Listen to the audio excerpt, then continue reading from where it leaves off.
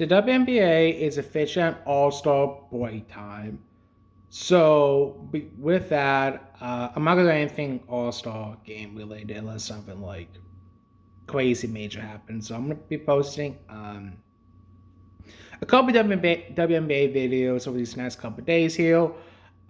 Starting, I'm calling this as of today, Friday, because of LeBron James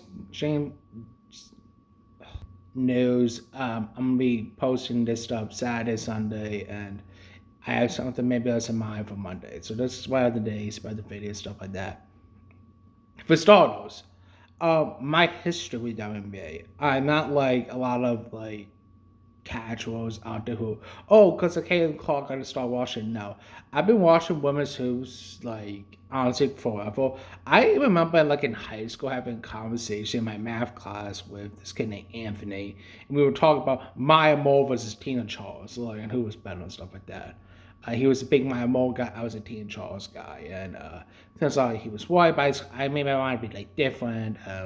Contradict, who knows? So I've always like watched it from afar, and mostly the college game, and maybe I knew all the names. I don't honestly recall watching the WNBA game, but that changed in 2013 with the 3 to C. I was in college at the time, but it was the first time watching Sports Center. I was a big Sports Center guy growing up, but it's the first time I remember them promoting like so heavily three players in Brittany Griner, Elaine Down, and Sky Diggins. And I watched a ton of games that year. Not just them, but I remember watching Diamond Shields at North Carolina that year before. She had like, this big like cast thing in her hand. It was interesting doing this crazy like thing. So I was really hooked by it. And then that summer they get drafted to the respective franchises. I started watching WNBA after that. I've kind of watched WNBA ever since. I took a break in 2016, I believe it was 17, 1 or 2, just because I was like overwhelmed with like basketball and I just wanted like a little break. But besides that, I've watched it like every year. So I've been watching all season. Step back. There's been some other topics have come up I've had thoughts about, but I've chosen not to do. So I figure with this being All Star Weekend, let's start off with one thought of each of these teams and talk about it. For Seattle, the fact they have Flossie Johnson, our fam, and Dominic Malinga is so excited for them. Those three, it's like it's so obvious they're going to have some level of success. What extent, who knows? But you gotta be ecstatic. Those three are developing all so well and stuff like that. It's a little bit shocking that like Joe Holston and S.A. Magro, who's been kind of injured through the year, have kind of like fell off. So it's kind of like if you think about building the team moving forward, it's like are they part of the future? Are they not? I think Ezzy might be traded out honestly because maybe they want to find another different third big. So Ezzy could be in the move come the trade deadline, most likely in the all season. So there's something to keep an eye on. But having Awa, Dominic Reninga, and Flaude, super exciting. For Connecticut, they've been playing really hard all season, especially with Leila Khan come back. I think that's the most exciting thing for them is like Leila Khan is clearly going to be a really good player, and she's clearly like the top tier building block for them.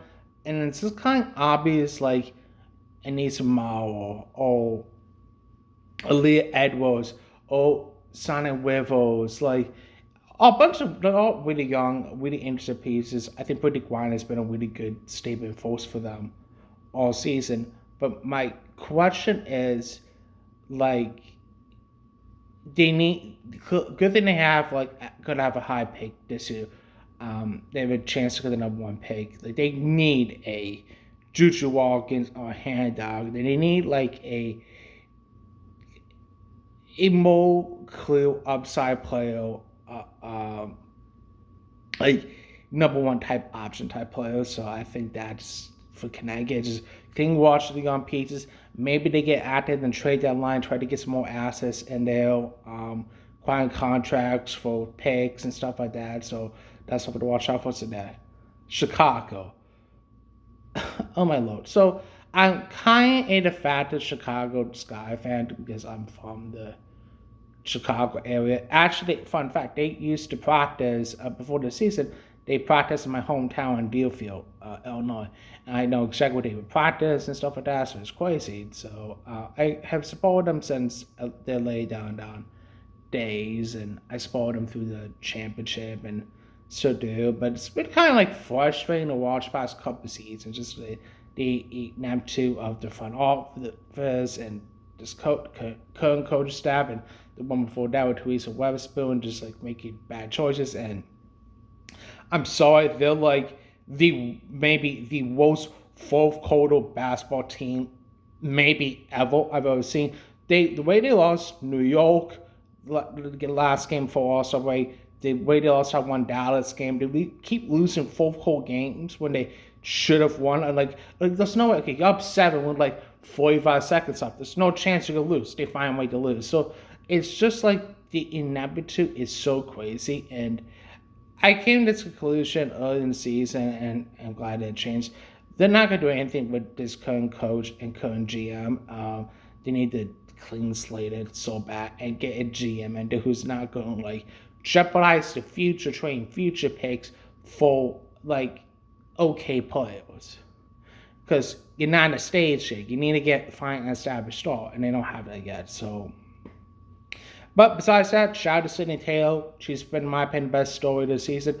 Ever since she's been a star, she's performed like a all-star slash. She's playing like an all WNBA pro type player. She's awesome. She is a huge building block. That's the only W for them this season. Besides that, it's been a chaotic mess since the Kia Jackson injury down and move forward. Because they were 3-1 before she went down. So that was that.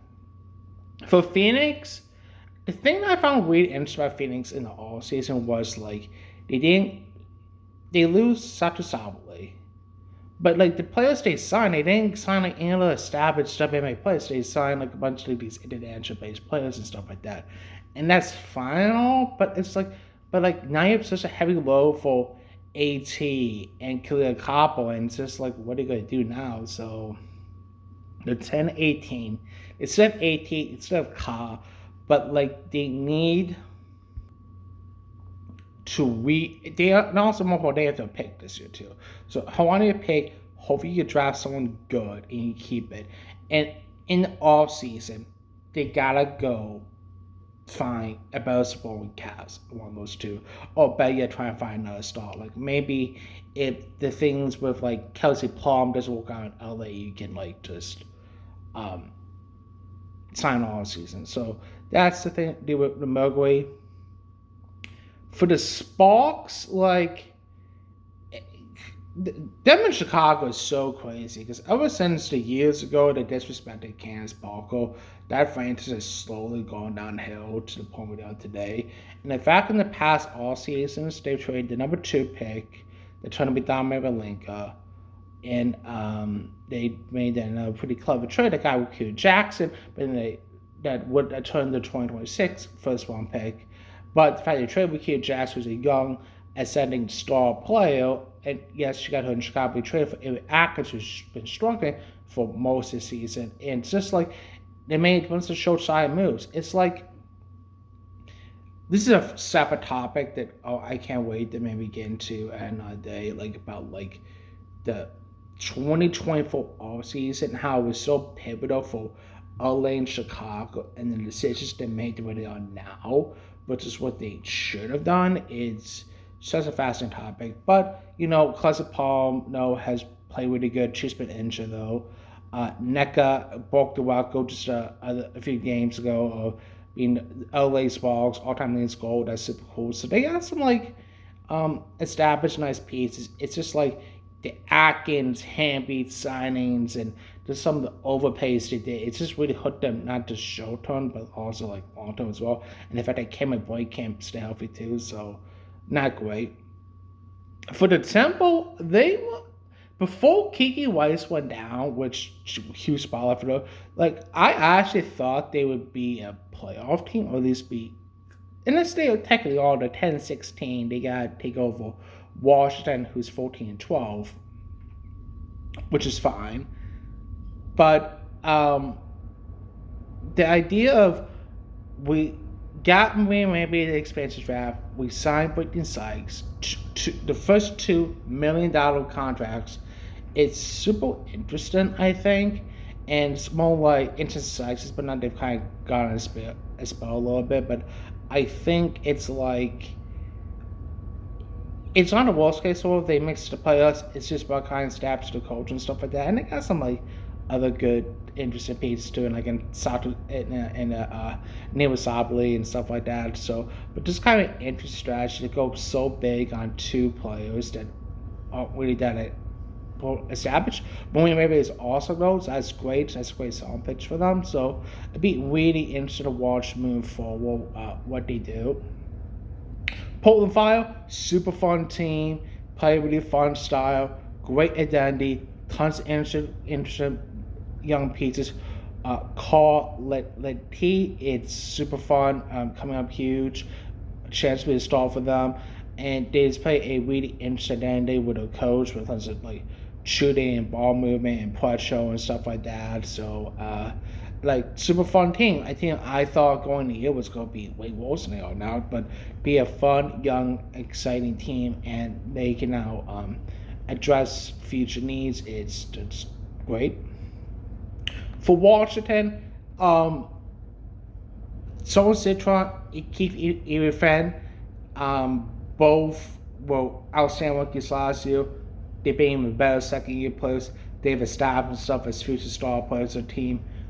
Get Mikhail Wnba, who's still young enough to be you could build around and for the future, but also a vet that could help him out. The team has been a really good addition for them.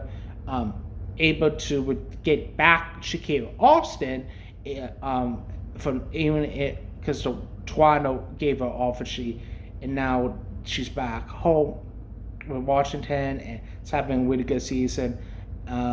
And Georgia Amo has started kind of figure her own a little bit. She got injured last season in preseason, so just her first year, but she's getting a little bit better and stuff like that.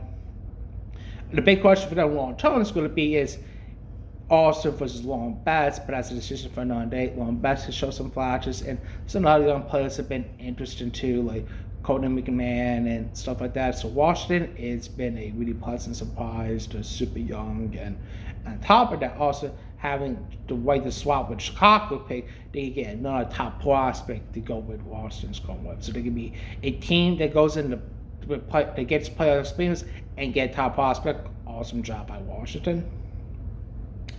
New York, it's kind of hard to tell. It just feels like the past couple of years ever since they won all, it's like they've been like the regular season. They've not been healthy. They get tons of injuries, stuff like that.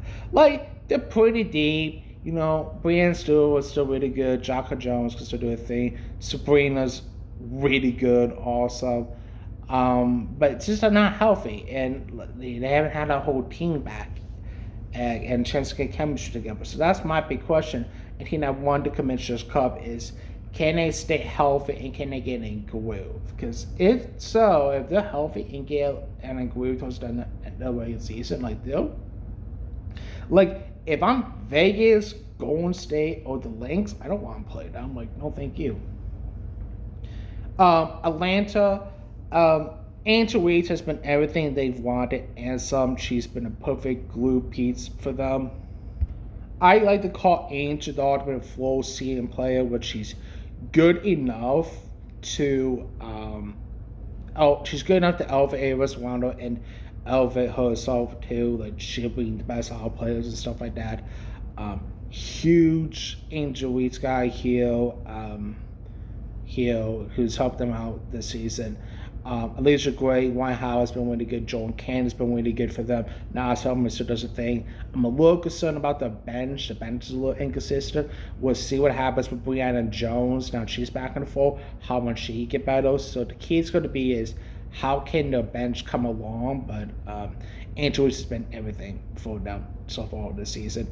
And they're 16-10, so they're in good shape. Indiana.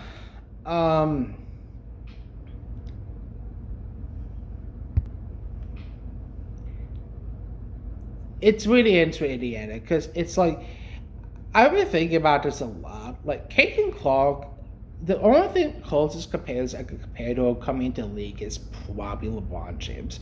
For those who are who are too young about LeBron James, I remember the LeBron James experience. I was 11, 10 at the time, and he was like so much hyped up being the next great thing and stuff like that. And he already got the nickname King James back in high school and stuff like that. So he got like a lot of pressure. But this is before social media and stuff like that. So I kind of feel like with everything that's Caitlin Clark related gets so much hype up. You know, it's like, yeah, the Wells inconsistent, yeah, this, yeah, that. But that happens to XYB player, or that happens to this player. And it's 17-10 right now, which is good. My more big concern for them is they still haven't addressed who I think the best five is going to be, and the fact that I don't know who that four is so concerning for them. So, but Kelsey Mitch has been really good. Aaliyah Boston has had a good season as well. So my question, and I guess my question is going to be is, can it also kind of feels like it's causing a little bit of fractures a little bit of the team things will go. A, how can they hand Kenny Clark quizzes or not? And B, in the trade deadline, can they find a way to get a forward to go with Leah Boston? Because I kind of feel like that's what they need to advance to make it one this time. So that's just something to watch for Indiana is how to handle the whole Taylor Clark hype thing, which I don't know the answer to that, and can they acquire the right piece? Because they've been kind of underwhelming. Like like they're projected to play Dallas right now. I don't think they're going to beat Dallas. I don't think they could beat Aces. I don't think they could beat the Valkyries or Lynx who are ahead of them. So just a really tough situation for a team who I thought had a lot of pre-hype about it. Number four is Dallas. Um, Paige has been awesome. She's definitely for sure in the MVP conversation. She's probably number three for myself right now. I'm a huge Paige Beckers fan. I think she's been awesome. She's all video game and stuff like that. AC Fudd has done a really solid job. Wnba has taken a step back, but winning, so that's okay.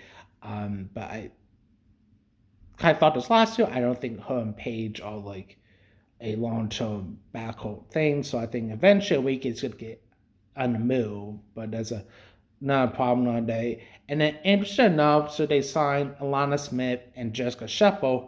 I'll be the first to admit, I thought, man, like that's a lot of money for Jessica Shepard, and the way Alana Smith has improved the past 3 seasons, it's a good contract. And Alana Smith is kind of flattered, and she's kind of one of the worst contracts in the league. Getting paid that type of money and underperforming. And Jessica Shepard has really been transformative. Just been kind of like a little Draymond Green like, with her playmaking and scoring ability. Just not quite the defensive anchor that Draymond is, but so she's kind of more of a point forward, I guess you could say. But she's been like everything for them, and it has been, I wouldn't say an undervalued contract because like she only can make a little bit more, but she's made the right amount of money and she's performing that top down money. So great job for them. Golden State. No, Las Vegas is next. Um, Adria missed a few games. Adria's it's probably her and Olivia Miles 1-2 for the MVP conversation. She's the best player in the league. She's the best player in the world. She's incredible. Still doing her thing. She's so dominant. Jackie Young has come back in the form. She's an incredible girl. Chelsea Gray does her thing. They had to deal with a little bit of Kennedy Carter hype thing, but that's okay. They could get over that. And Evans is just coming back too. So for them, it's being healthy, being intact, and just hopefully like the surrounding cast of Chelsea, Aja, and Jackie is good enough to win a title. So we'll wait and see. I'm not really too sure about that. I would not doubt in my mind that they could do it. So yeah, AJ's awesome. AJ's awesome. Like what do you expect? Golden State. So I think got. I don't know if Danny DeCosta, who's our coach, is the coach of the year. I have to really think about it. I don't think there's like a one-way coach of the year. I think there's a couple in conversation. She's up there though. She's so good at what she does. She's, I think, an elite level mind. The defense is incredible. They have some offensive issues, which is fine, but their defense is, I think, the best in the league. And Devonka Bolton, signing Gabby Williams, the way they did. Salon has been really good, who I think is six-man women of the year. So they have a bunch of really solid players who can go off every night, and they play at a high level defensively. They hold defenses to 76.4, but only average 81.9 points a game. So offensively, not great. The worst average in the league, but the defense is like unreal. Like the next closest it looks like is like Washington, which is 83.1, which is insane. Um, so really good stuff for Golden State. I don't think they're a true title contender because I don't think they could with their offense. I don't think they're good enough to win multiple series like that. But defensively, they are. So how quickly can they juggle offense enough and get it make it a little bit better? Like if they can become like an average offense with this elite defense, then maybe they have a chance. And then I guess like the surprising thing is Minnesota Lynx. Going to season was really funny hearing people like, "Oh, with Nafisa Collier, like, is this like a semi tank you to get a high pick and do that?" And people were kind of surprised with Olivia Myers pick, and it's like this is Cher Weeds.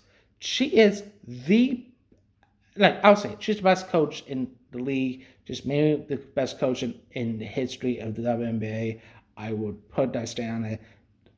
She will get the most out of her teams, and there always will be in that conversation. Like ever since they won all those titles years ago, I think outside of one season, like they've been somewhat competitive. And this season, Olivia Miles has looked awesome. The clear rookie of the year. Second probably an MVP behind Aja Wilson. It's gonna be interesting after the first game of the physicality and Olivia Miles. Like, how much do those two continue to play well together or not? And can does that mean Olivia Miles' production dips enough to get out of the conversation of MVP? Maybe, but that's okay. Because I'm sure they're thinking we don't care about awards. We're trying to win a title. So 11 miles, incredible. Nia Coffee, great value finding. Natasha Howe, great signing. Just like Minnesota, like they'll never, they always seem to go after some star chasing like Wes Neka or Sky Jenkins from a few years ago, but they always seem to find the right pieces and they always seem to take a moment, sometimes to gel, or sometimes to get one out of the gate. So Minnesota is a for sure title contender, and those are my thoughts on each WNBA team.